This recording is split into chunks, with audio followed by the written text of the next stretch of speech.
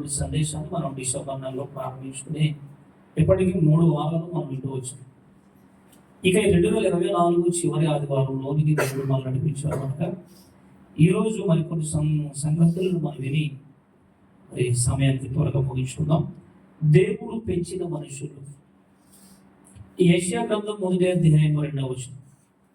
యెషయా గ్రంథం 1వ అధ్యాయం 2వ వచనం. యెహోవా మాట్లాడుచున్నాడు, ఆకాశమాను ఆలకించు, భూమి నువ్వు చెవియొగ్గు. నేను పిల్లలను పెంచి గొప్పవారిగా చేశాను, వారు నా మీద తిరుగుబడి ఉన్నారు. ఇక ఈ అధ్యాయాన్ని మనం మూలవాక్యంగా వింటూ ఉన్నాం కనుక ఈ మొదటి అధ్యాయం అంతా చదివితే ఇక్కడ తండ్రి వేదన ఆవేదన కనబడుతుంది. మనల్ని ఎవరైనా ఏమనంటే మనం వేదన చెందుతూ ఉంటాం. ఇంట్లో పరిస్థితి బాగోకపోతే బాధపడుతూ ఉంటాం. ఎవరితోనే నవ్వలేము, ఫ్రీగా ఉండలేము, సంతోషంగా ఉండలేము. ఎందుకనంటే ఏదో ఒక కారణం ఉంది, ఏదో ఒక సమస్య ఉంది కనుక మనం సంతోషంగా ఉండలేము. అయితే దేవుడు ఈ యొక్క అధ్యాయంలో ఆయన కూడా అదే పరిస్థితి అక్కడ వ్యక్తపరుస్తూ ఉన్నాడు. ఇంకా క్రిందకెళ్ళి చదువుతూ అంటున్నాడు, పాపిష్టి జనమా, దోషభరితమైనటువంటి పిల్లలారా, చెరుపు చేయు పిల్లలారా, మీకు శ్రమ. ఏమంటే ఎంత బాధ ఇక్కడ వ్యక్తపరుస్తూ ఉన్నాడో మనకు అర్థమవుతుంటుంది దేవుడు. ఈ పరిస్థితులను మనం చూస్తూ చూస్తూ కొంచెం ముందుకు వెళ్ళి ఆలోచన చేస్తే, నేను పిల్లలను పెంచి ఎలా పెంచాడు, ఎలా పెంచుతున్నాడు ఆయన. ఈరోజు ఈ ప్రపంచ జనాభా ఎలా పెరుగుతున్నారు అని మనం ఆలోచన చేస్తే మనంతటా మనం పెరగలేము, మనంతటా మనం జీవించలేము, మనంతటా మనము బ్రతకలేము అన్న సంగతి ముందు మనం తెలుసుకోవాలి, మనకు అర్థం అవ్వాలి. ఏ మనిషి కూడా భూమి మీద తానంతటా తాను బ్రతకలేడు. అందుకు దేవుడు అంటున్నాడు, నేను పెంచుతున్నాను, మిమ్మల్ని కన్నాను, పెంచాను, పోషిస్తున్నాను.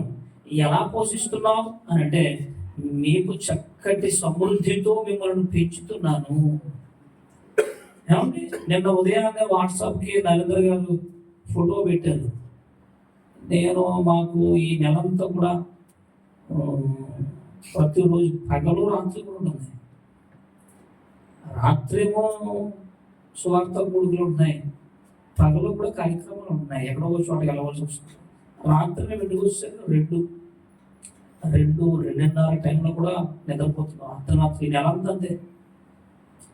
నిన్న నరేంద్ర గారు నాకు వాట్సాప్ పెట్టారు. నేను ఎందుకు వస్తున్నాను 9 దాటకి చూశాను. ఒకసారి అవ్వకయ్యాను, ఏంటిది ఎలా పెట్టారు ఏంటి.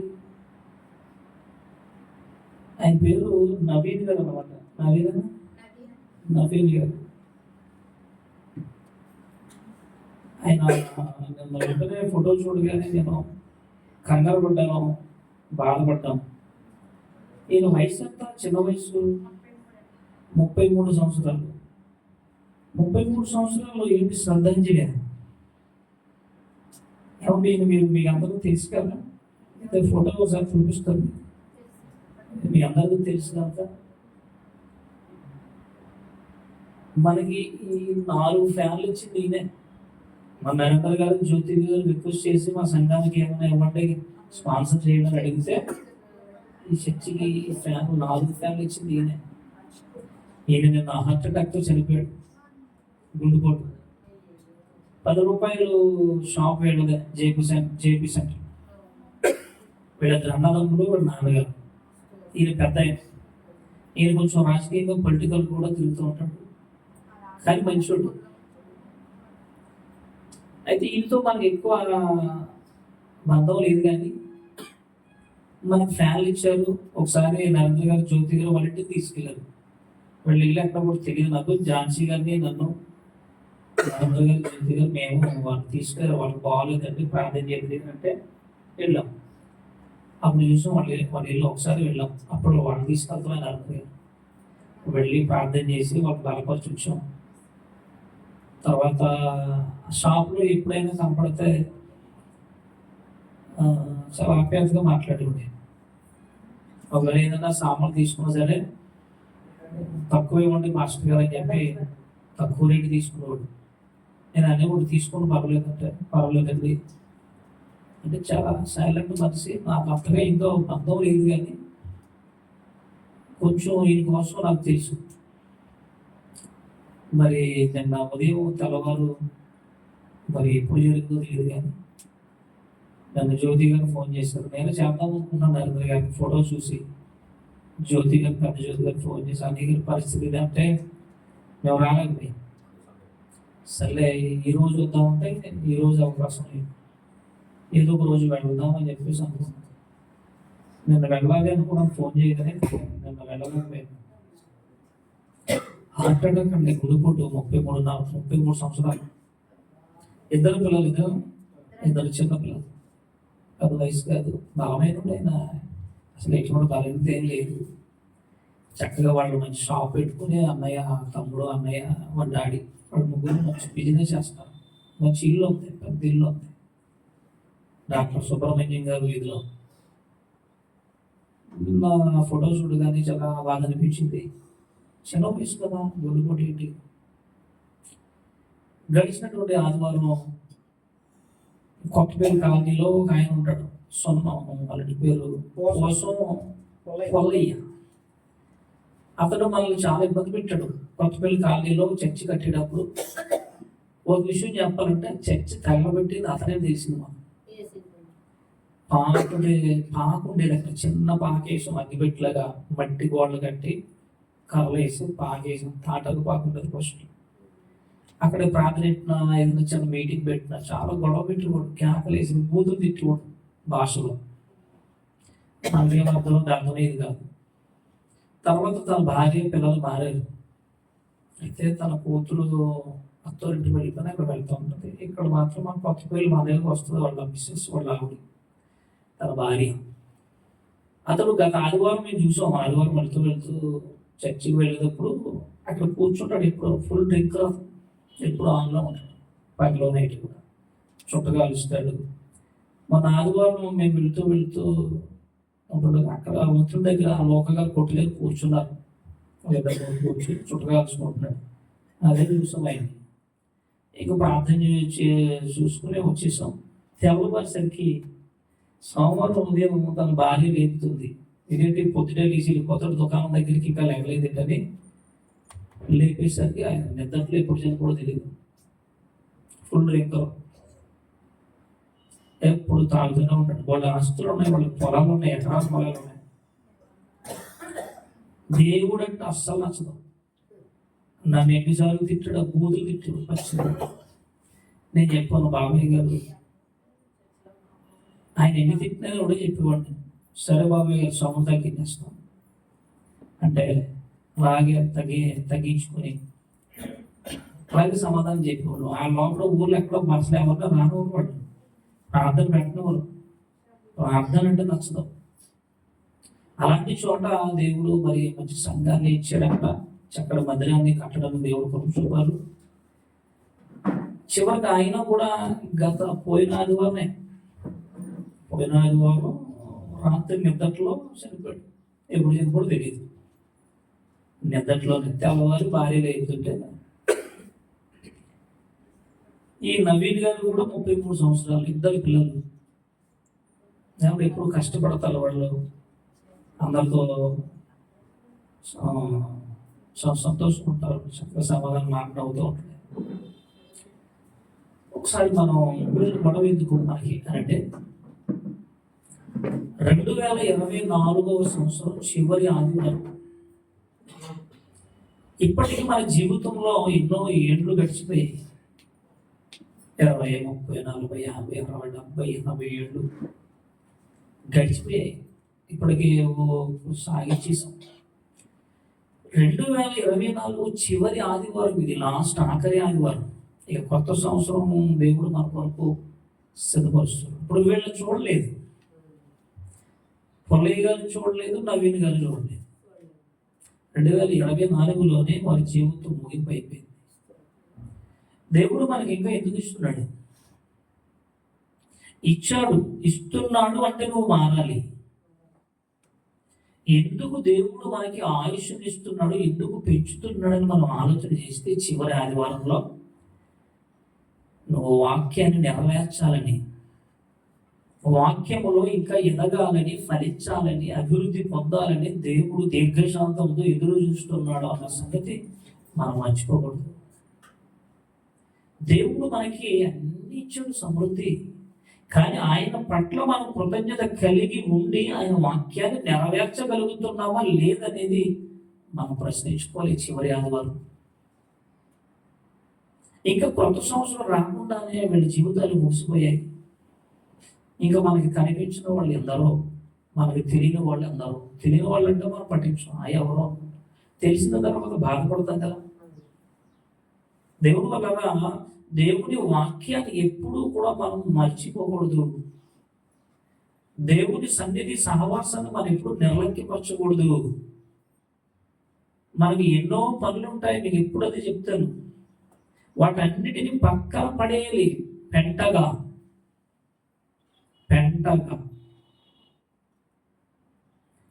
ఎన్నో పనులు ఉంటాయి. ఎవరికి లేవు చెప్పండి, చచ్చేవరకు ఉంటాయి. మనిషి పుట్టింది మొదలుకొని తుది శ్వాస మట్టిలో కలిసే వరకు పని లేని మనిషి ఉండడు. Busy life, busy. దేవుడికి ఇచ్చే టైం ఎంత? అక్కడగూడలో క్రిస్మస్ ఆరాధన, విక్టోరాని గారి దగ్గరికి మేము క్రిస్మస్ ఆరాధన పెట్టాం, బైబిల్ మిషన్. ఆ రోజు వాక్యం చెబుతున్న కొన్ని క్లిప్పింగ్ చూపిస్తున్నప్పుడు అందరూ చాలా మంది ఏడ్చారండి. వాళ్ళు ఎవరు నాకు తెలియదు, వాళ్ళ విశ్వాసం ధర్మాన్ని వచ్చారు, వాళ్ళు వ్యానేసు అక్కడగూడ. ఆ రోజు వాక్యం చెబుతూ క్లిప్పింగ్ చూపిస్తున్నప్పుడు వాళ్ళు ఏడ్చారు. కారణం ఏంటి? వాక్యము నీలో క్రియ జరిగించాలి, స్పందన చేయాలి, కదలికలు జరగాలి. విని వెళ్ళిపోతే ఉపయోగం ఉండదు. ఎన్నో ప్రసంగాలు అంటున్నావు, ఎన్నో సందేశాలు అంటున్నావు, ఎన్నెన్నో మర్మాలు. కానీ హృదయం అనేది మారకపోతే, క్రియలు మారకపోతే దేవుడు సహించడు. ఈ విషయాన్ని మనం ఎప్పుడూ మర్చిపోకూడదు. దేవుడు మనకు ఆశిస్తున్నాడు, పెంచుతున్నాడు.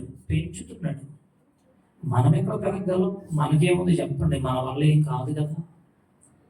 మనం మట్టి వారు, మనం గాలి లాంటి వారు అన్నాడు కీర్తన గ్రంథంలో. మరల వెళ్ళి తిరిగి రాని గాలి వంటి వారు మనం. ఒకసారి చూడండి, యాకోబు పత్రిక 4వ అధ్యాయం 13-14 చదవండి. ఈ నవీన్ గారిని చూసినప్పుడు చాలా బాధ అనిపించింది. ఏంటి, నా చాలా మంచి వ్యక్తి, ఎందుకో చనిపోయాడు ఏంటి? చాలా ఆలోచించాను. నేను రాలేకపోయాను, వద్దాం అనుకున్నాం, పరిస్థితులు అనుకూలించలేదు. యాకోబు గారు రాసినటువంటి పత్రిక 4వ అధ్యాయం 13-14 వచ్చిన, నేడైనను రేపైనను ఒకనొక పట్టణము వెళ్ళి అక్కడ ఒక సంవత్సరం ఉండి వ్యాపారం చేసుకుని లాభము సంపాదించుకుందాము రండని చెప్పుకుంటున్న వారులారా. ఏమని చెప్పుకుంటున్నాడు ఈ రోజు మనిషి అని అంటే? లాభం. ఎంతసేపు లాభమే.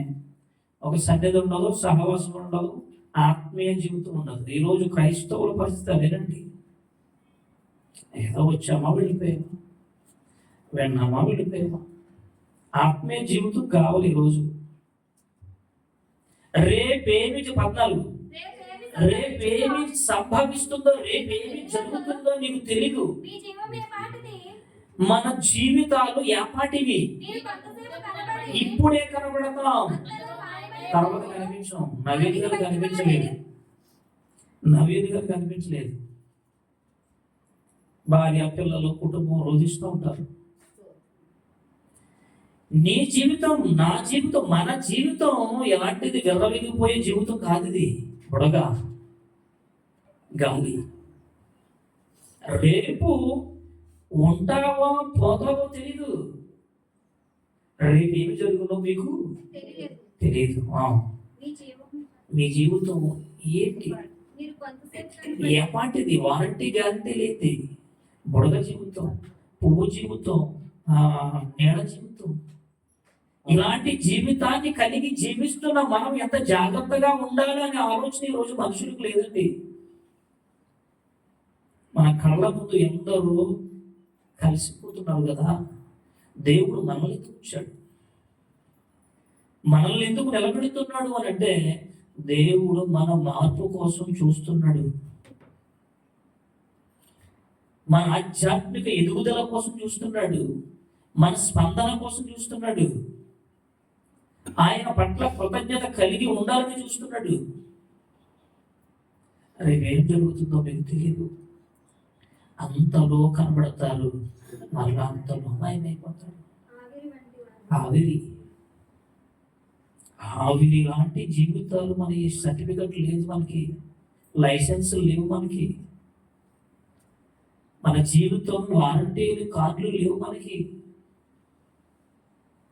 ఎంతకాలం భూమి మీద ఈ ఊపిరితో ఉంటామన్న ఆ యొక్క ఆలోచన లేదండి.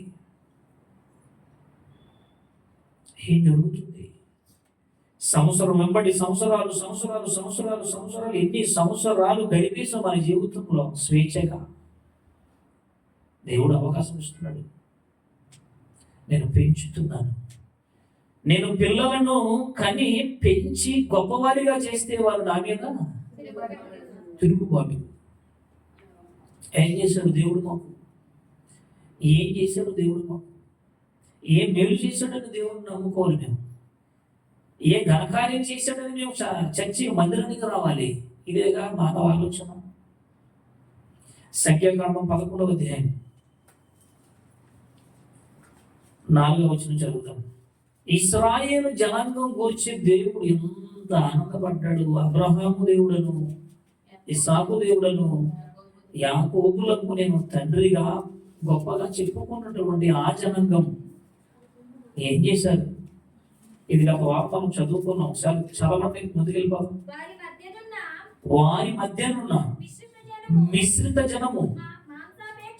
ఏంటి వాళ్ళకు ఉన్న కోరిక, ఆశలు ఏంటంటే మాంసాపేక్ష కలిగి జీవిస్తున్నారు వాళ్ళు. మాంసాపేక్ష కలిగి అధికముగా కనపరచడం వలన ఇశ్రాయేలీలను మళ్ళీ ఏం చేశారంటే వాళ్ళు ఇశ్రాయేలు మళ్ళా ఏడ్చి మాకెవరు మాంసం పెడతారు? ఐగుప్తులో ఉన్నప్పుడు మేము ఏం తిన్నాం? చేపలు తిన్నాం, కీరకాయలు తిన్నాం, దోసకాయలు తిన్నాం, కూరాకులు తిన్నాం, ఉల్లిపాయలు తిన్నాం, ఎర్రగడ్డలు తిన్నాం, తెల్లగడ్డలు తిన్నాం.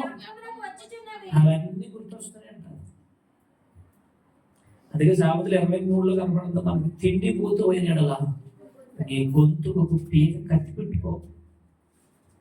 చెప్పుకోను పోయిన వారు కళ్ళు వేయాలి నోటికి. ఇశ్రాయేలీయులు ఏడ్చేశారు దేవుడి దగ్గర. దేవుడా, నువ్వు అసలు దేవుడివేనా? అక్కడ ఉన్నప్పుడే బాగుంది. ఆ ఫరో దగ్గర 4 తన్నివాడు, ఏదో టైంకి కొంచెం ముందు పెట్టేవాడు, నీళ్ళు ఇచ్చేవాడు, మాకు కావాల్సిన ధాన్యం అది ఇచ్చేవాడు. పని చేసాం, కష్టపడ్డాం, తిట్టినా కొట్టినా అక్కడే బాగుంది మాకు. నువ్వే తీసుకొచ్చి అడుగులు చంపేస్తున్నావు. నీళ్ళు లేవు, తిండి లేదు. అక్కడ ఉన్నప్పుడేమో రకరకాలైన రకాల ఆహారాలు తిన్నాం. నేను ఇక్కడికి వచ్చాక ఇది మన్నా ఏంటిది? 40 సంవత్సరాలు మన్నా ఎక్కడ తినమంటాం? ఎలా తినమంటాం? వాళ్ళకి మన్నా మీద విరక్తి పుట్టే వచ్చేసిందండి వాళ్ళకి. వాళ్ళు తిరుగుబాటు చేసేసారు. తిండి మీద, తిండి కోసం దేవుని మీద తిరుగుబాటు చేశారు. మేము తినలేము ఈ ఆహారాన్ని. ఏమంటే ఈ డిసెంబర్ నెలలో, డిసెంబర్ 1వ తారీఖున ప్రారంభించాం. ఏంటది? పలావు కోడి మాసం, పలావు కోడి మాసం, పలావు కోడి మాసం, పలావు కోడి మాసం. ఏడుపు వచ్చేస్తుంది. ఏడొచ్చేస్తుంటే మజ్జిగ లేదు. మజ్జిగ ఎత్తలేదు ఎవరండి? పలావు కోడి మాసం, పలావు కోడి మాసం. మొన్న రామసింగారం అని ఊరిలో రామసింగారం, అది కొత్తపల్లి పక్కన కొత్తగూడెం దాటి, అది కొత్తగూడెం, కొత్తపల్లి కాదు, అదే కొత్తపల్లి దాటి కొత్తగూడెం.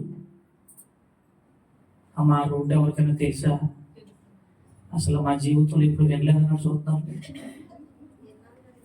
కొత్తపల్లి దాటాక జంక్షన్ అలాగే కోడిగూడెం వస్తుంది, అలా వెళ్ళిపోవాలి, తూర్పుకి వెళ్ళిపోవాలి. తూర్పు దేశం జ్ఞానం లేక ఆ తూర్పు వెళితే అది ఎంత కొండది, రోడ్డు అస్సలు బాగాలేదండి. మాకు అక్కడ అరగంట బట్టి 4 కిలోమీటర్లు, 4-5 కిలోమీటర్లు వస్తాయి. ఇటు చూసిన ఫారెస్ట్ అది తాకి పుల్లు వచ్చాక భయం వేసింది మాకు. మొత్తం మీద వెళ్ళాం. అది కొత్తగూడెం అనమాట. ఆ పాస్టర్ గారు వారం రోజులు కదా డైలీ ఫోన్ చేసేవాడు, అయ్యగారు మీరు ఏం తింటారు, మీరు ఏం తింటారు అనేవాడు. ఇంక నేను భరించలేక నాయన ఒక పోతునేసి అన్నాను. బాబు మేము ఎక్కడ తేమన్నా అంటున్నాడు. మరి ఎందుకు అడుగుతున్నాం వస్తున్నాడు. ఏం తింటారంటే తింటున్నాం. డిసెంబర్ నుంచి మాంసం పాల వేడి చేసేస్తుందని చెంటమ్మ గారు ఎవరు రూతమ్మ గారు తెలిసింది, నాకు తెలియదు. అని చెప్పా బాబు ఏముంది కొంచెం కోడిగుడ్డు వంకాయ ఉండండి. అది బాబు ఇది వంకాయ ఉందండి అన్నాడు. మరి వంకాయ కాకపోతే వేసేస్తావా, ఏదో కూరగాయలు ఉండండి తినలేకపోతున్నాం. నెల రోజులు పగలు రాత్రి, పగలు పొలాలు చికెన్, రాత్రి పొలాలు పగల రాత్రి కూరగాయలు ఉండండి మాస్టర్ గారు, కొంచెం వంకాయ కానీ అంతకైతే ముడ్డు వేయండి, లేదంటే ఏదో 2 మేకలు కానీ 4 కోళ్ళు కానీ వేసేయండి. ఆయన అలాగే పాపం మటన్ ఉన్నాడు, కోడిగుడ్డు వంకాయ వేసి ఉన్నాడు, చికెన్ కానీ. ఏమన్నా ఎంత రోజు ఎన్ని రోజులు తిన్నాం చెప్పండి. చికెన్ అంతా నెలంతా తినలేము, అలాగే చేపలు నెలంతా తినలేము, కూరగాయలు నెలంతా తినలేము, పచ్చిపులుసు డైలీ తినలేము నెలంతానే, కూరగాయలు డైలీ తినలేము, నీసు డైలీ తినలేము. మరి ఏం తింటాం? గడ్డి. రోజుకొక వెరైటీ, పూటకొక ఫుడ్. ఉదయం టిఫిన్ వేరు, మధ్యాహ్నం భోజనం వేరు, రాత్రికి భోజనం వేరు, స్నాక్స్లో వేరు. అబ్బో ఎవరు తెస్తున్నారు? ఎక్కడి నుంచి వచ్చేస్తుంది ఇదంతానే? ఆలోచించే దేవుడు ఏం ఇస్తున్నాడంటే, ఇస్తే తిరుగుబాట, కృతజ్ఞత లేని జీవితం మంచిది. దేవుడు చెప్పాడు అన్ని ఇస్తే మీకు ఏం కావాలి. వాళ్ళు ఇంకా ఏడుస్తున్నారు. వాళ్ళు అక్కడ ఉన్నప్పుడు బాగుంది, చేపలు తిన్నాము, ఇక్కడేంటి కనీసం మాంసం లేదు, ఈ మన్నా ఏంటి, ఈ ఆహారం ఏంటి, మేము బ్రతకం మేము చచ్చిపోతాం. నువ్వు మాంసం పెడతావా చచ్చిపోమంటావా? 18వ వచనం 11వ వచనం. కాగా మోసే ఇక్కడ ఇది వారం మనం విన్నాం. ఇక్కడ బాధపడుతున్నాడు మోసే గారు. నేనేమన్నా కన్నానా, పాలిచ్చానా, లేకపోతే నేను గర్భం ధరించానా, పోతే ఏమైనా వీళ్ళ తల్లిదండ్రులు ఏమన్నా నేను మాట ఇచ్చానా? ఎందుకు ఆయన ఈ సేవకుని ఇలా బాధ పెట్టేస్తున్నాను? నేను భరించలేను. 6 లక్షల పాతజాతులు 40 సంవత్సరాలు మన్నా తిన్నారు. ఇంకెంతకాలం భరించాలి? ఎవరు దొరకలేదు నడిపించడానికి ఈ జనాన్ని. ఏంటి జనం ఏంటి, ఈ ఘోష ఏంటి, ఈ రోదన ఏంటి, ఈ అవమానం ఏంటి, సనుగుడు ఏంటి? నేనేమన్నా వాళ్ళు కన్నా నా పిల్లలు అవ్వడు, నేను ఎక్కడ పెంచమంటా? మోసే గారు బాధపడుతున్నాడండి. దేవుడికి ఫోన్ చేశాడు, దేవ అయ్యేంటి ఆయన ఎంతకాలం ఈ జనం అసలు నన్ను ఎందుకు నువ్వు పిలుచుకున్నావు? ఇక్కడ ఒక రహస్యాన్ని మనం గుర్తుపెట్టుకోవాలి. దేవుడు చెప్పాడు, ఆనాటి నుంచి నేటి వరకు చెబుతూనే ఉన్నాడు. 20 చెప్పండి, 20 వచ్చిన ఒక నెల దినముల వరకు మీకు 1 రోజు కాదు, 2 రోజులు కాదు, 3 రోజులు కాదు, 19 నుంచి ఉంటుంది కాదు, మీకు నెల రోజులు మాంసం పెడతాను. మీకు 19 వచ్చిన 1 దినం కాదు, 2 రోజులు కాదు, 5 రోజులు కాదు, 10 రోజులు కాదు, 20 రోజులు కాదు, నెల రోజులు మీకు మాంసం పెడతాను. మీకు మాంసమే. అది అనగా మీ నాసికాగ్రం మీ పళ్ళ సందులో ఇరుక్కొని ముక్కులలో నుంచి కప్పు కొట్టేస్తుంది. నెల రోజులు మాంసం పెడతాను మీకు, తింటారా? దేవుడు భరించలేకపోయాడండి. ముక్కులలో నుండి నాసికారంధ్రం మన గుండె కప్పు కొడుతుంది. మీకు అసహ్యం చేస్తుంది. ఇక మాంసం అంటే మీ బ్రతుకులు అడగలేక మీరు. దేవుడు ఇచ్చాడు కదా, సమృద్ధి ఇస్తున్నాడు, మీకు ఆహారం కావాలి ఆహారం ఇస్తున్నాడు, నీళ్ళు ఇచ్చాడు, మీకు బాధ ఏంటి? తిరుగుబాటు, ఈ ఏడుపు, మాకు అక్కడే బాగుంది, ఫరో దగ్గర బాగుంది, ఆ రాజు దగ్గరే బాగుంది, ఏం పెట్టావు మాకు ఇక్కడ? దేవుడు సహించలేకపోతే అయితే ఒక రహస్యాన్ని చెప్పాడు. ఇది ఆరోగ్య రహస్యం. ఇది ఇప్పుడు ఎవరో పండించట్లేదు. ఈ మధ్య భయంకరమైన మరీ విపరీతమైనటువంటి పరిస్థితులు వచ్చేసినాయండి. దేవుడు ఒక రహస్యం చెప్పాడు, ఆరోగ్య సూత్రం. ఈరోజు మనిషికి వ్యాధులు రావడం గల కారణం ఇదే. దేవుడు చెప్పాడు, మీరు ఏ పూట మద్యం ఆ పూటే మీరు సమకూర్చుకోవాలి. నేను ఇచ్చేది మీకు మాంసం అయినా అది మన్నా అయినా ఏదైనా ఆ పూట భోజనమే మీరు దాచుకోవాలి. మరుసటి రోజులు దాచాలంటే కుళ్ళిపోతుంది, కంపు కొడుతుంది, పురుగులు పడతాయని చెప్పాడు. మరి ఈ రోజు ఏం చేస్తున్నాం మనం?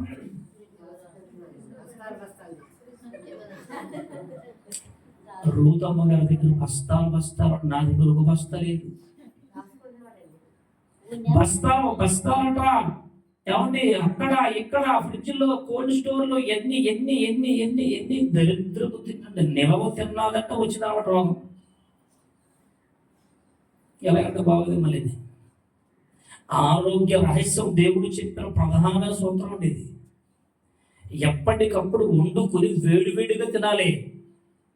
అది దాచుకుని 2 రోజులు, 3 రోజులు, 4 రోజులు తిన్నావా రోగం వచ్చిందనమాట. శరీరం ఆల్రెడీ స్టార్ట్ అయిపోయింది బలహీనత. దేవుడు ఇప్పుడు చెప్పాడు, దాన్ని దాచుకోకుండా ఆయన మీకు ఫ్రెష్గా ఇస్తాను, ఏ రోజు ఆ రోజు తెచ్చుకోండి, చక్కగా కడుపుండా తినండి, మిగిలిన వదిలేండి, దాన్ని ముట్టుకోద్దు, పురుగులు పడుతుంది. దేవుడు చెప్పాడు, అప్పుడు చెప్పాడు, ఇప్పుడు చెప్తున్నాడు, ఎప్పుడు చెబుతానే ఉంటాడు. ఈరోజు ఈ దరిద్రపు ట్రెండ్ అనేది స్టార్ట్ అయిపోయింది. మన దేశం ఇంకా తక్కువ.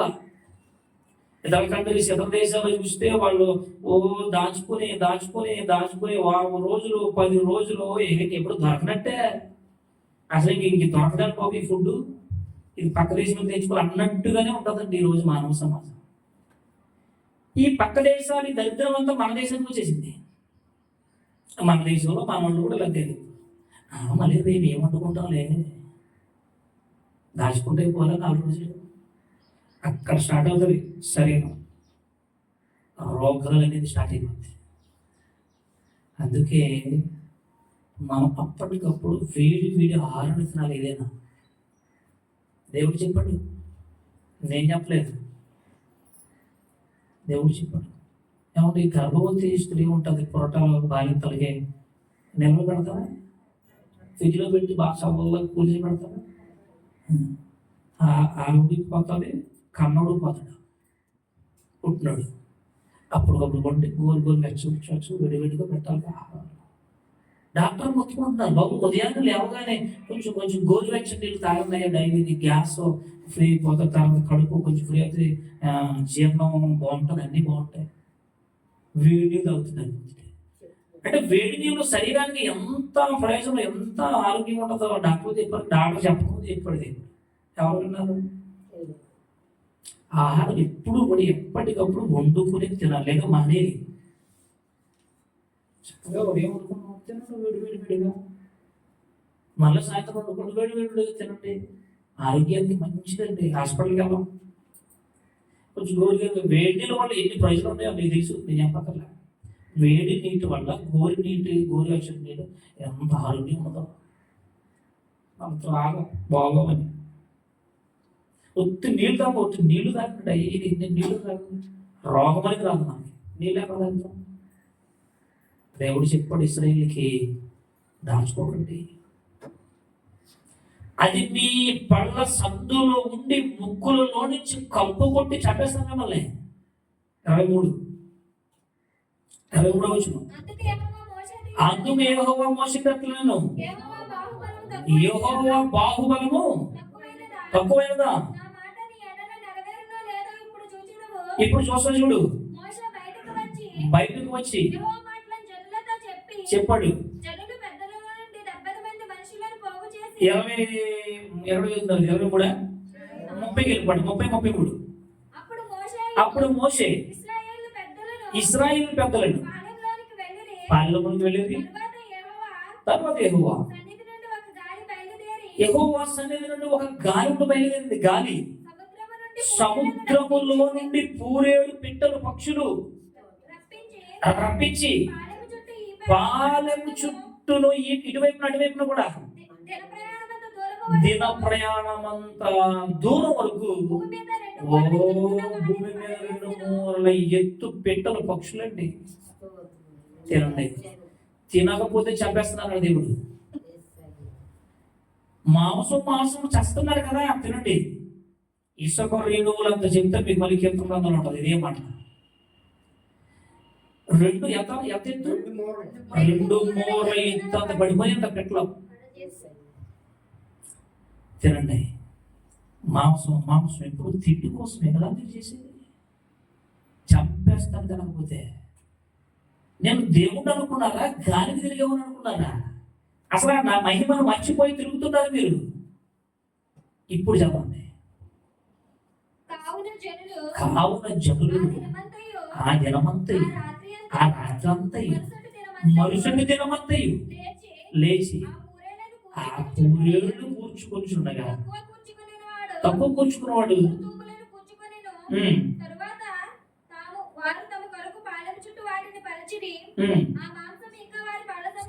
ఆ మాంసం ఇంకా వారి పళ్ళ సందులలో ఉండగా అది నమలక మునిపే యెహోవా కోపము రగిలిపోయింది. ఇదేంటి ఆహారం అడిగితే ఆహారం ఇచ్చాడు, మళ్ళీ కోపం ఎందుకు వచ్చింది? ఎందుకు చంపాలి? ఎవరికైనా భోజనం పెట్టాను తినరా, బాగా తిను, సిగ్గు లేకుండా తినకరా. లేదు, తిను, కడుపు నిండా తిను, నీకు ఎంత కావాలి తిను, కంగారు పడు, తొందరపడు, ప్రశాంతంగా తిను. దేవుడు భోజనం పెట్టి కోపడుతుంటే మనం చంపేయమంటే అందులో బలిసిన వారిని సంహరించేది దేవుడు సహించలేకపోయాడండి. ఎంతసేపు తిండి కోసమే వారు చూశారు. కానీ ఆ మహిమ గల దేవుణ్ణి ఆరాధించలేని, కృతజ్ఞత లేని జనాంగంగా సంహరించబడ్డారు ఆనాటి ఇశ్రాయేలు జనాంగం. ఇప్పుడు దీనికి ఇంకా బలమైనటువంటి ఉపమానం చూద్దాం. చూడండి 20 వచ్చినప్పుడు 20 అందులోనే సంఖ్యగా ఎంతగా దేవుణ్ణి ఇష్టించిన వాళ్ళు 20 అధ్యాయం 5 వచ్చు. అదే సంఖ్యగా 20 అధ్యాయం 5 వచ్చు. ఈ కాని చోటుకు మమ్మల్ని తెచ్చుటకు, దేవుని సన్నిధి, సంఘము, సహవాసం అని కదా మనకి కాని చోట్లగా ఉంటుంది.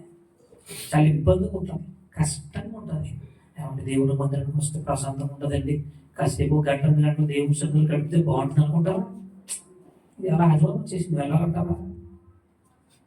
ఆదివారం గుడికి వెళ్ళాలా, చర్చికి వెళ్ళాలా, ప్రార్థనకి వెళ్ళాలా? అక్కడికి వెళ్ళి కాబట్టి లేకపోతే తినేస్తున్నారు, అన్నదమ్ములు ఇద్దరు. ముందేమో తమ్ముడు తినేస్తాడు ఒక అరగంట, మళ్ళీ అన్నీ వస్తారు, ఆయన గంట తినేస్తాడు. ఎందుకు వచ్చింది గొడవ? కాని చోటుకి, ఈ కాని చోటుకి మమ్మల్ని నేను తీసుకొచ్చావు నువ్వు మోసే. బుర్ర బుద్ధి నీకు? ఐగుప్తులో నుండి మమ్మల్ని ఎందుకు తీసుకొచ్చావు? ఈ స్థలంలో గింజలు లేవు, ఏం లేదట, అంజూరాలు లేవు, అంజూరకాయలు, ద్రాక్షకాయలు లేవు, దానికాయలు లేవు, త్రాగడానికి నీళ్ళే లేవు. అప్పుడు మోషే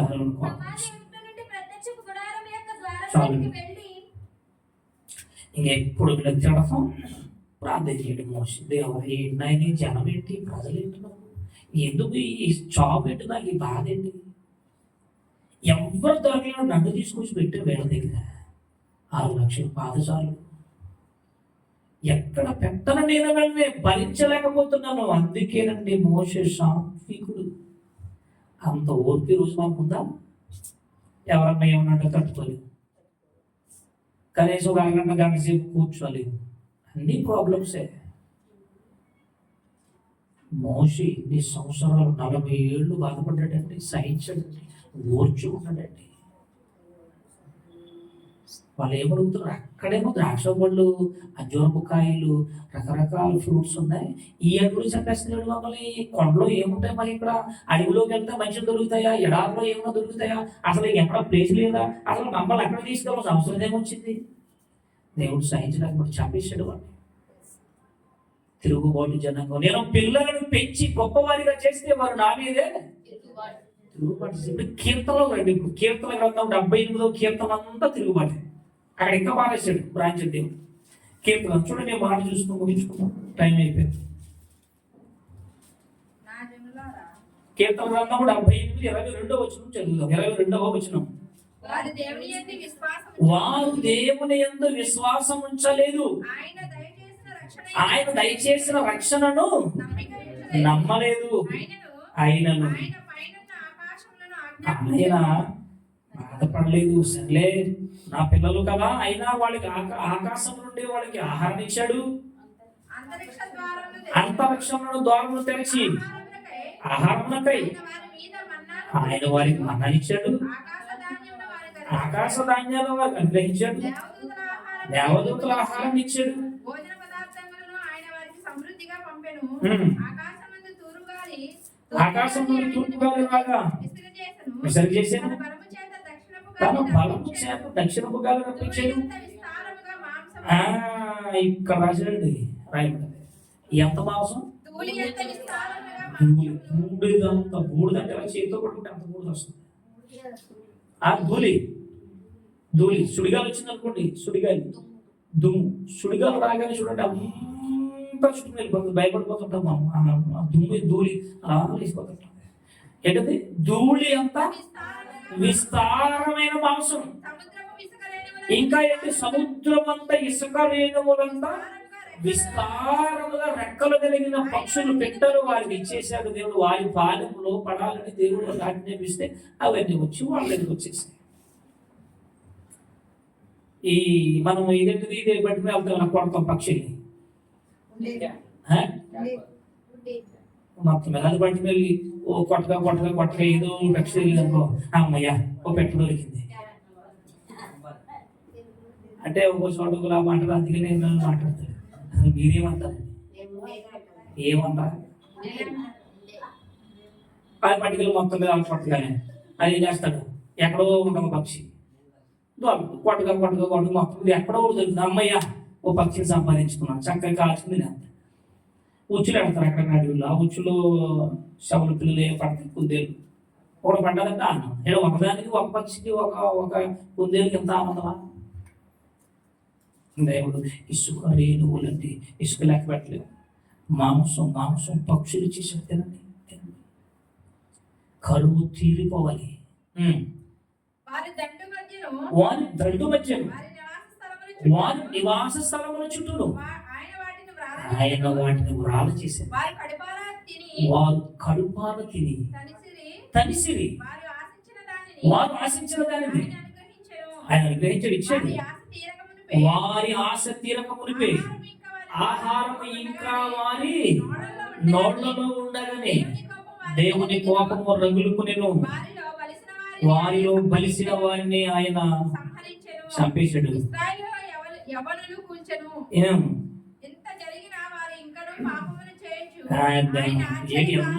జరిగినా వాళ్ళ హృదయం మారలేదు, వాళ్ళ క్రియలు మారలేదు, వాళ్ళ పద్ధతి మారలేదు, వాళ్ళ చూపు మారలేదు, వాళ్ళ మాట మారలేదు. ఏ కోసన్న వారిలో మార్పు లేదు. సంవత్సరాలు దాటిపోతున్నాయి. మారకపోతే ఎలా చెప్పండి? వారు ఎంత చేసినా దేవుడి పట్ల కృతజ్ఞత లేదు. చివరికి ఆయన మీద తిరుగుబాటు. ఎవరికి వచ్చాము? 28 దాటేశారా? ఎంత జరిగినను వారికను పాపము చేయుచున్నారు. ఆయన ఆశ్చర్య కార్యాలు మర్చిపోయారు. ఆయన నమ్ముకోలేదు. కాబట్టి ఆయన వారి దినములు ఊపిరి వలె గడిచిపోచేసాను. వారి సంవత్సరములు అకస్మాత్తుగా నూతన సంవత్సరం చూడలేము. తేడా వచ్చిందంటే కొత్త సంవత్సరాలు అడుగుపెట్టడానికి వీల్లేదు.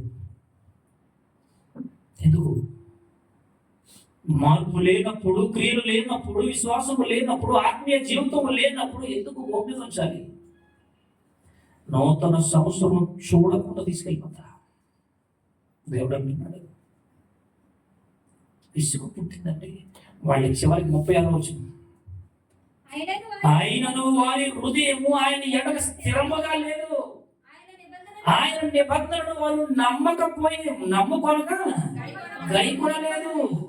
నోటి మాటతో వారు ఆయన ముఖస్తుతి చేసి పై మాటలే. అయితే తమ నాలుకలతో ఆయన బొంకేశారు. బొంకి అబద్ధాలు, మంచి అబద్ధాలు. దేవుడు ఏం చేశాడు? మాకు ఏమి చేయలేదు. ఎంత ఆహారం ఇచ్చి అన్ని ఇచ్చి నిన్ను బ్రతికిస్తున్నా దేవుని పట్ల తిరుగుబాటు. దేవుడు మా కుటుంబంలో ఏం చేయలేదండి. ఇన్ని సంవత్సరాలు అవుతుంది కానీ గుడికి వస్తున్నాం కానీ అన్ని బాధలే, అన్ని కష్టాలు, అన్ని రోగాలే. మరి శరీరం అన్నకు రాదా? ఏం చేశాడు దేవుడు? మాకు తిరుగుబాటు. ఆనాడు అదే, ఈనాడు అదే, ఎప్పుడు అదే.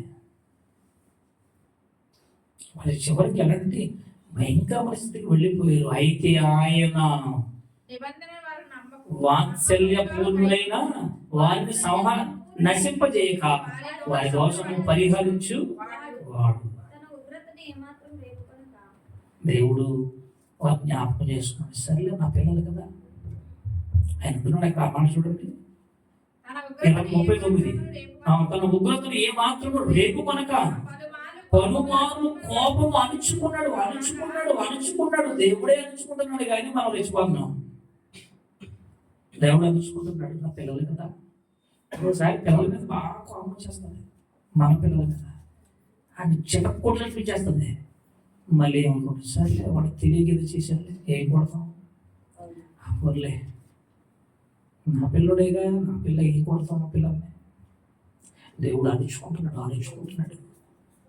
నా పిల్లలే కదా, కొన్ని ఎవరు మారుతారు.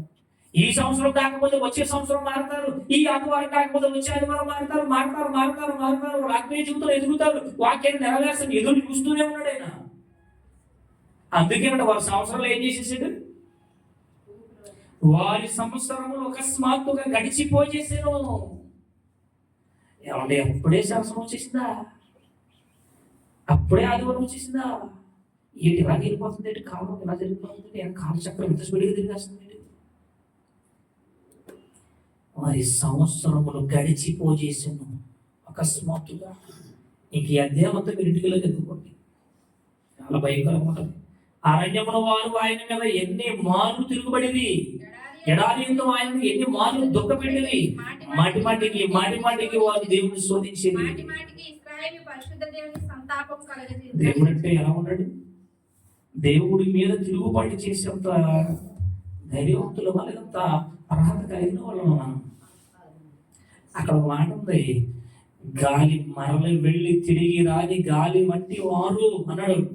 ఎన్నో వచ్చిన 39లో వారు కేవలం శరీరులై ఉన్నారు. ఈత విసరి వెళ్ళి మరలి రాని గాలి వలె వాళ్ళు ఉన్నారని ఆయన జ్ఞాపకం చేసుకుంటున్నాడు. సర్లే నా పిల్లలు కదా, వాళ్ళు ఇంకో సంవత్సరం వెళ్తాం, మారతారేమో, వీళ్ళ క్రియలు మారుతాయేమో, వీళ్ళ సిద్ధాంతాలు మారుతాయేమో, వీళ్ళ ఆచారాలు మారుతాయేమో, వీళ్ళ బ్రతుకు మారుతుందేమో, వీళ్ళ మాట తీరు మారుతుందేమో, వీళ్ళ ఆత్మీయ జీవితం మారుతుందేమో. ఇంకో సంవత్సరం వెళ్తాం. ఎంతకాలం చూడమంటారు చెప్పండి? మార్పు లేకపోతే చంపేస్తాడు. దేవుడు సహించలేడండి. ఆయన దీర్ఘశాంతుడు, సమయం ఇస్తాడు, అవకాశం ఇస్తాడు. మారకపోతే ఇశ్రాయేలు నోట్లో మాంసపు ముక్కలు ఉండగానే పళ్ళ చంతులు చంపేసిన దేవుడు. నా మీద తిరుగుబడి చేస్తారా? నేను ఎవరిని అనుకుంటున్నాను మీరు? కనీసం నా పట్ల ఏమో కృతజ్ఞత ఉందా? సంవత్సరానికి ఏమన్నా ఉక్కుడికి ఏమైనా జరిగిందా ఇంటి దగ్గర? ఇన్ని ఇచ్చి పెంచాను కదండి మిమ్మల్ని. ఇన్ని ఇచ్చి పెంచినా నా పట్ల ఒక సంవత్సరానికి ఒక రోజు మీ ఇంటి దగ్గర ఏమైనా ప్రార్థన జరిగిందా? కృతజ్ఞత ఉందా మీకు అసలు? ఎందుకు పెంచాలి మిమ్మల్ని? అడవులో జీవరాశులకి ఎవరు రండి, అడిగి అవే డెలివరీ చేసుకుంటాయి. ఎవరితో చెప్పండి, ఏమైనా ఆపరేషన్ చేస్తారా? ఎవరిని మనుషులు సాయం చేస్తారు? గేదెలు అంటే పెంచుకుంటాం కనుక పాలు కోసం ఏదో దగ్గర ఉంటాం, మేకలు అంటే పెంచుకుంటాం కనుక దగ్గర ఉండి సాయం చేస్తాం. మరి మిగిలిన అడవిలో ఉండే జీవరాశులకి ఎవరు సాయం చేస్తున్నారు? అవి ఎలా కంటున్నాయి, ఎలా ఎంతున్నాయి, వాటికి ఎవరు ఆహారం పెడుతున్నారు? ఇన్నిచ్చిన దేవుని పట్ల ఈరోజు మనుషులకు కృతజ్ఞత ఉందా? ఆదివారం నుంచి వెళ్ళిపోతే అది ఆత్మీయ జీవితం కాదండి. దేవా, సంవత్సరం అంతా నన్ను పోషించావు, భరించావు. ఇదిగో నా ఇంటి దగ్గర చిన్న కొడుక, సంఘాన్ని పిలుచుకొని, శాముకుని పిలుచుకొని చిన్న కొడుకు పెట్టుకుంటా. చిన్న కొడుకు భోజనం లేకపోయినా పర్వాలేదు, కానీ నువ్వు చేసిన మేలును బట్టి, నువ్వు పెంచినటువంటి ఆ పెంపకానికి చిన్ని ప్రార్థన పెట్టుకుంటున్నా ఇంటి దగ్గర. ఉందా ఈరోజు క్రైస్తవ జనాంగానికి? ఆదివారం వచ్చి వెళ్ళిపోతే ఉపయోగం చెప్పండి. కృతజ్ఞత లేని జనాంగం ఆనాటి నుంచి నేటి వరకు ఇదే జీవితం అండి. దేవుడు అంటున్నాడు, సర్లే సంవత్సరం వెళ్తాం. అందుకే మత్తయి సువార్తలో దేవుడు, ఈ సంవత్సరం అయినా ఫలిస్తే సరి, లేకపోతే ఏం చేయమంటాం? తోటమాలు అడుగుతున్నాడు, నాయన ఒక సంవత్సరం టైం ఇవ్వండి. ప్రతి సంవత్సరం వింటాం మనం ఈ మాటలు. ఈ సంవత్సరం టైం కొంచెం నీళ్లు పెట్టి ఏరు వేసి కొంచెం దగ్గర ఉండి చూసుకుంటాం. ఫలించిందా సరే, అది పూత పూసిందా, పిండి వేసిందా, కాయ కాసిందా సరే, లేకపోతే నరికేనడంతే. నేను నరికేస్తాను వద్దు. దేవుడు భరిస్తున్నాడండి. ఈ ప్రజల నిమిత్తము ఎంత బాధపడుతున్నాడు, ఎంత నిందపడుతున్నాడు తెలుసా?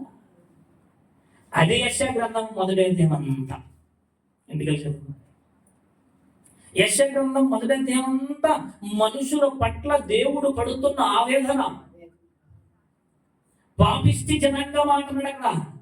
దోషభరితమైనటువంటి జనులారా, చిలుపు చెయ్యి పిల్లలారా, మీకు శ్రమ ఇక నేను భరించలేనిక. మార్పు లేనప్పుడు, మారలేనప్పుడు ఎంతకాలం నేను ఎదురు చూడాలి? ఈ భూమి మీద ఎంతకాలం మిమ్మల్ని ఉంచాలి? ఎన్ని సంవత్సరాలు మీకు ఇవ్వాలి? ఇదేదో కథలు కాదండి, సినిమాలు సీరియల్ కాదు కదా. మన జీవితం, ఆత్మీయ జీవితం. సాక్షాత్తు మన కన్న దేవుడు మాట్లాడుతున్న మాటలు ఇవి. మనల్ని పెంచాడు, సంవత్సరం అంతా పెంచాడు, పెంచుతూనే ఉన్నాడు. మరి ఆయన పట్ల మన కృతజ్ఞత, ఆయన ఆరాధించడానికి టైం ఉందా? ఆయన దగ్గరకు రావడానికి సమయం ఉందా? ఆలోచించే మాటలు ముగిస్తున్నాను. మరిన్ని మాటలు వచ్చేవారు మాట్లాడుకుంటే ప్రార్థన చేసుకున్నాం. దయగలిగిన గొప్ప దేవ మీకు 4 స్తోత్రాలు చెల్లిస్తూ చెప్పబడిన మాటలు ఫలించి మీ మాటలకి మేము గాలి వరము, మట్టి వరము, ఆవిరి వంటి వారు. సంవత్సరం వెంబడి సంవత్సరాలు మీరు మా జీవితంలో అనుగ్రహిస్తూనే ఉన్నారు, ఆహారం ఇస్తూనే ఉన్నారు, పెంచుతూనే ఉన్నారు, పోషిస్తూనే ఉన్నారు. నాయన నిన్ను మర్చిపోయి ఒకవేళ తిరుగుబాటు చేస్తున్నామేమో. మీ సన్నిధిలో మీ వీళ్ళందరూ స్థిరపరచమని పొందము. యేసు నామములో అడుగుతున్నాం తండ్రి. ఆమేన్. అందరికీ